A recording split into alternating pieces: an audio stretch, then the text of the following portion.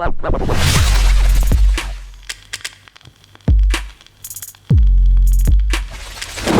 guys, welcome to another video. I'm Lewis and above me is Jordan. We're going to do a transfer roundup for you today, but it's the last one of this transfer season, or what's it called? Transfer window? That's what it's called, transfer window. Because it's officially over. It wasn't very exciting the last day for us. We had a couple exit, but no new incomings.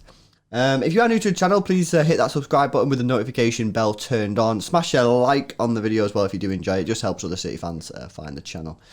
Right, okay, so let's get going. So, 3 incomings, all right? We're going to sign 3 players, isn't it?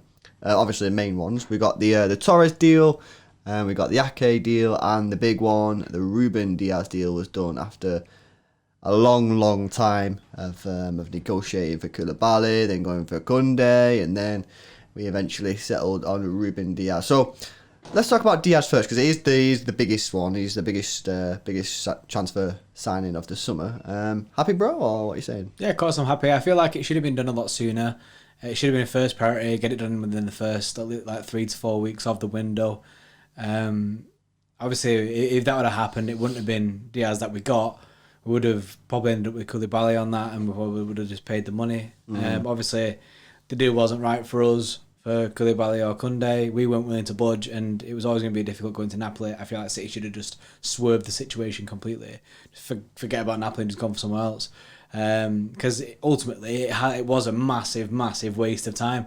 We've pretty much been riding on this Koulibaly train, back on these trains again, riding this Koulibaly train or riding the Koulibaly wave for months, only for us to just go, right, okay, nah, and then the Ruben Diaz deal just completely left field. And we turned it around within a couple of days. So it's kind of like we could have got the Diaz deal done right at the beginning. Yeah, got that sorted and then moved on. However, it is what it is. We can't change that. Obviously, City in their ways and Napoli in their ways. But I'm really happy with Ruben Diaz. From what we've seen so far, he looks impressive. He's confident, and I see a leader in him, and that's one of the boxes that I wanted ticking. Yeah, I agree.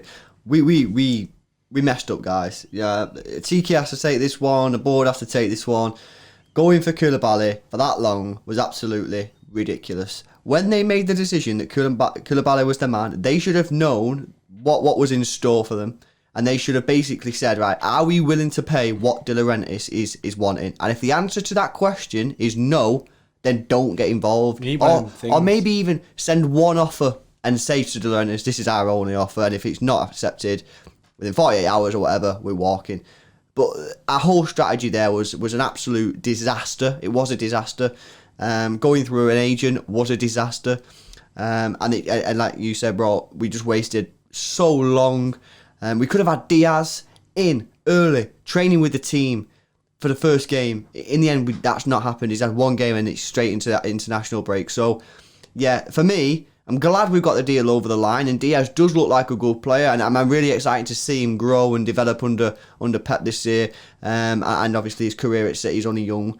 I'm just gutted that we didn't get it done sooner, and we've wasted so long. And it was actually mentally draining as well. Yeah, it was. Every day, it's going to be done within 3 days, and never happened, did it? But we were told everyone was packing the bags every other day.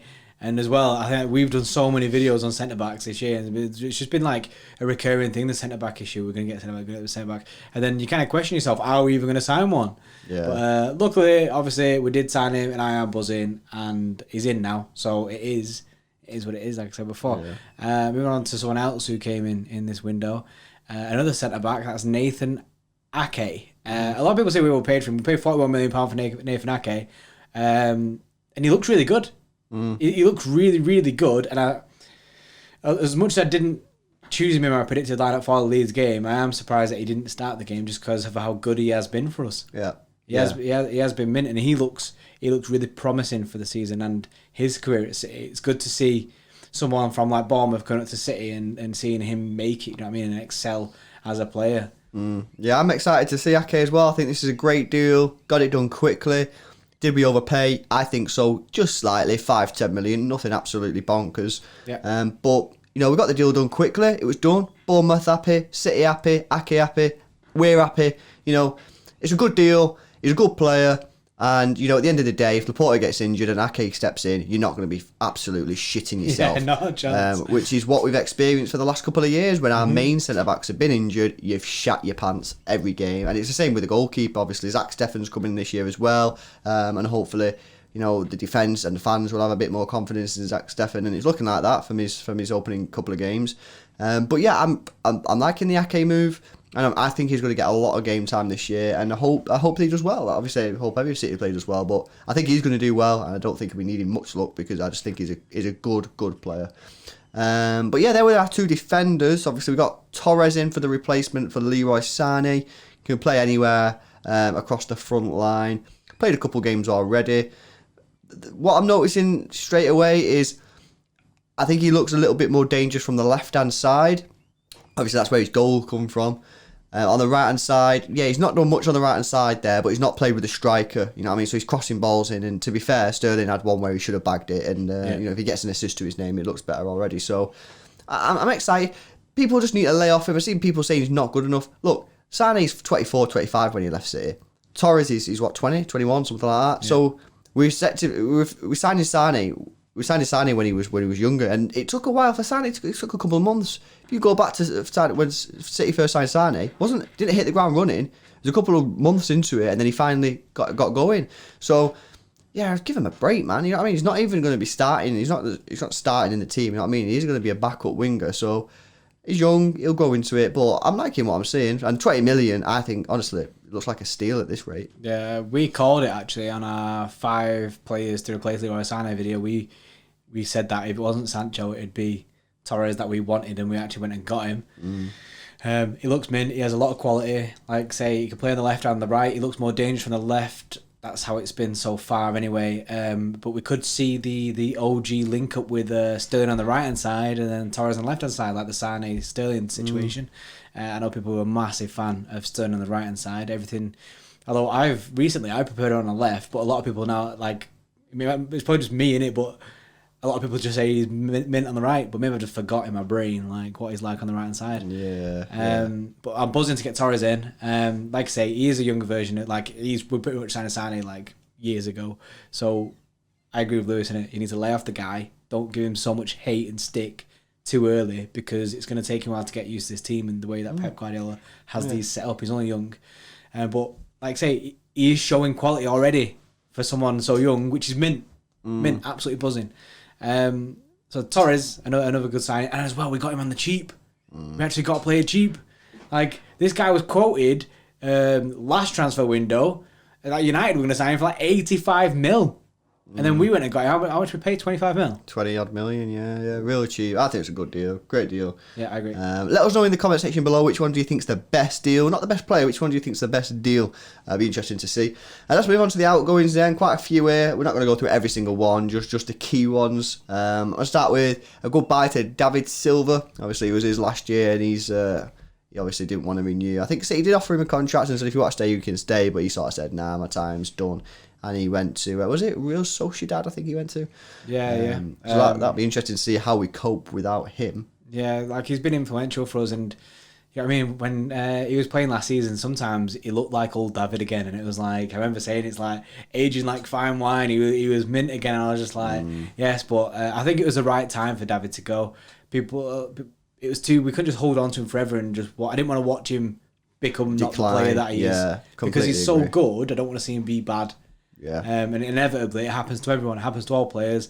But yeah, obviously he went to Sociedad, and I wish him the best luck there. If you're a FIFA player, he's actually a ones to watch card. So that if he ever gets an inform on that, he'll upgrade itself. So if you get him, buzz in. But yeah, moving on from David then, obviously big player there leaving the club. Another big player leaving the club was Leroy Sane. He was the first of the lot. Going to Bayern Munich, I think it was inevitable. I think he played one game after Project Restart. Did he come on? I think he came so. on for like 10 minutes, didn't he? Yeah. It was inevitable that he was going to leave to Bayern. Everyone knew it from the season before. So, yeah, said about Leroy.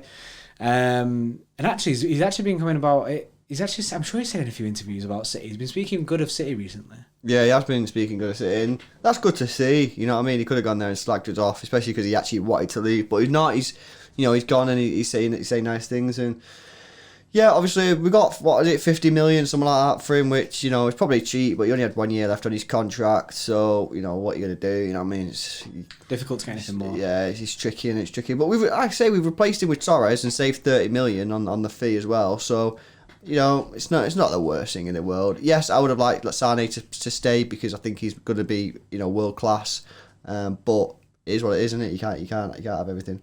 Another player that's left the football club, and this was in a little swap deal with the Diaz, is Nicolas Atamendi. He's gone to Benfica. It was a separate deal, so we did this on the video. We covered it. We said it's two separate deals. So I think we got about, how much money did we get for him? 15 mil or something? Yeah, like around that, 15 million. Which, when we come on to the next player in a minute, the fee that we got for him is balmy. Nicolas got off to a cracking start though at Benfica, giving away a penalty, also being at fault for one of the goals. Did he give away a penalty? Yeah, apparently. I didn't know that. Apparently he gave away a penalty and was at fault for one of the goals. Wow. And the Benfica fans are not happy on social media, which is pretty funny to see. But wish the guy all the best there because, he's been a good servant. The general. And, he's been good. He's been good. But the one that we need to speak about, which just happened on transfer deadline day, Tolson Adara has left the boyhood football club Man City. Wanted to be captain. Yeah, wanted to be captain for £2 million. 2 million. What the hell is going on with our transfers? You know what I mean? Honestly, that is an absolute disgrace. £2 million for Tolson. I don't know who's agreed to that deal. But that deal absolutely stinks. Also, £2 million is a no joke. buyback. But yeah, apparently there's no buyback. There's a 20% sell-on clause, which, okay, is all right, but... Surely a buyback. In my brain, I say surely a buyback. Because he was decent. He just never got a chance at City. In my head, it was like, right, he's got to go on loan somewhere. That was my initial... We actually did a Tolson Adara video. And we were saying then that we think possibly that a loan deal will suit him better, or a move permanent away with a buyback.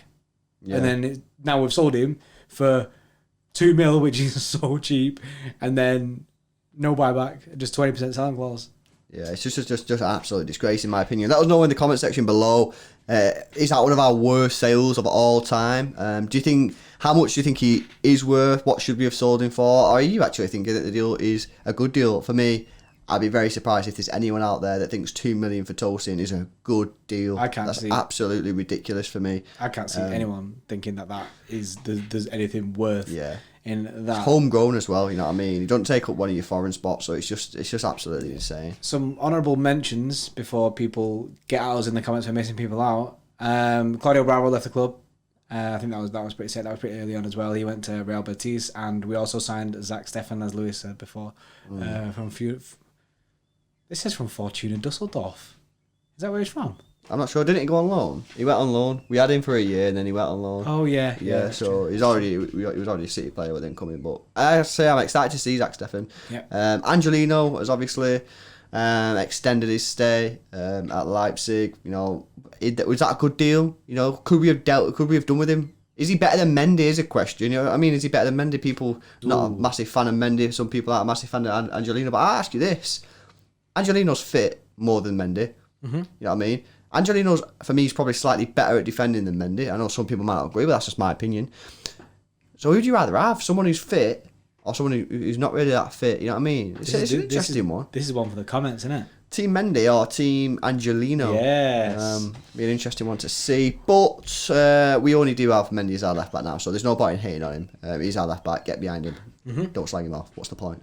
But yeah, I think that's covered the crucial ones. Obviously, there's some kids doing their own business as always, but no point in covering them.